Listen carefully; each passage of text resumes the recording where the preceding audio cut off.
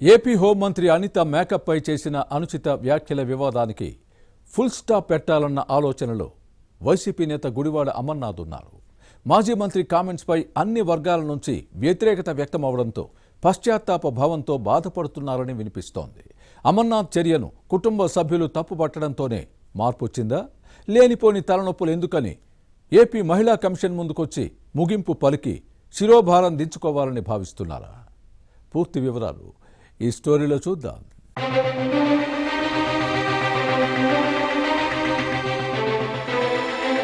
నోరు మంచిదైతే ఊరు మంచిదవుతుందంటారు.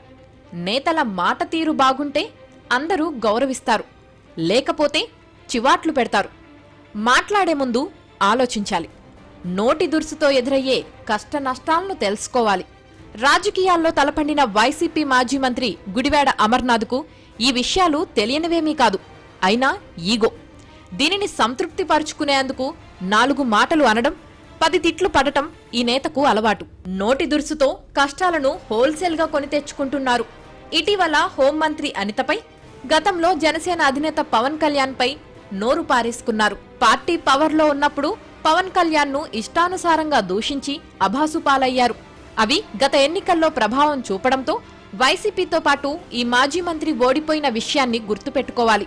అధికారం పోయిన తర్వాత హోంమంత్రి అనిత మేకప్ పై ఇటీవల చేసిన వ్యాఖ్యలు దుమారం సృష్టించాయి. ఇవి మహిళా లోకాన్ని కించపరిచేలా ఉండడంతో రాజకీయ రచ్చకు దారితీశాయి. కేజీ మేకప్ వేసుకోవడంతో పాటు తాను వాడేసిన బుల్లెట్ ప్రూఫ్ వాహనాన్ని అనిత వినియోగిస్తున్నారన్న దురహంకారపూరిత వ్యాఖ్యలు మహిళలను ఆగ్రహానికి గురిచేశాయి.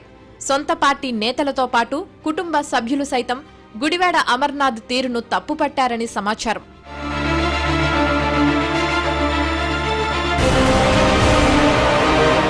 తన వ్యాఖ్యలపై అన్ని వైపుల నుంచి వ్యతిరేకత రావడంతో అమర్నాథ్ ఆలోచనలో పడ్డారని వినిపిస్తోంది.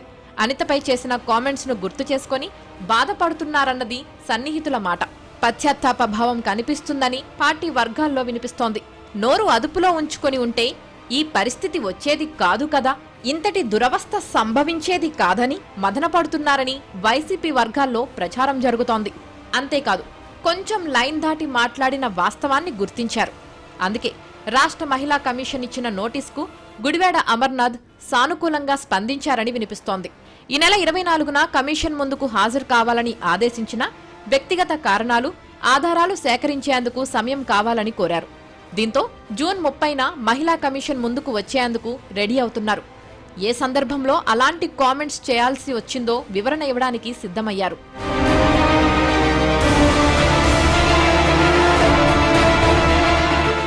మరోవైపు మంత్రి అనితపై చేసిన అనుచిత వ్యాఖ్యలకు అన్ని వర్గాలు తీవ్రంగా స్పందించాయి. కూటమి పార్టీల నేతలు ముప్పేట దాడి చేయడంతో ఉక్కిరి బిక్కిరి అయ్యారు. రియాక్షన్ వీడియోలు, వార్తాపత్రికల కటింగ్లను మహిళా కమిషన్ ముందు ఉంచేందుకు ఏర్పాట్లు చేసుకుంటున్నారు. తాను చేసిన వ్యాఖ్యలకు కట్టుబడి ఉన్నానని, ఒక మహిళను ఉద్దేశించి వ్యాఖ్యలు చేశానే తప్ప నారీ లోకాన్ని దృష్టిలో పెట్టుకొని చేసింది కాదని గుడివాడ అమర్నాథ్ స్పష్టత ఇచ్చారు. కానీ చేసింది తప్పైనా తన వాదనని సమర్థించుకున్నారన్న విమర్శలు వచ్చాయి. దీంతో లేనిపోని తలనొప్పులు ఎందుకు, ఈ వివాదానికి ఇక్కడితో పులిస్టాప్ పెట్టి శిరోభారం దించుకోవాలని ఈ మాజీ మంత్రి చూస్తున్నారు. అందుకే ఈ నెల 30న మహిళా కమిషన్ ముందు హాజరై తన వాదనను వినిపించి ఈ రచ్చకు ఇక్కడితో బ్రేక్ వేయాలని భావిస్తున్నారు.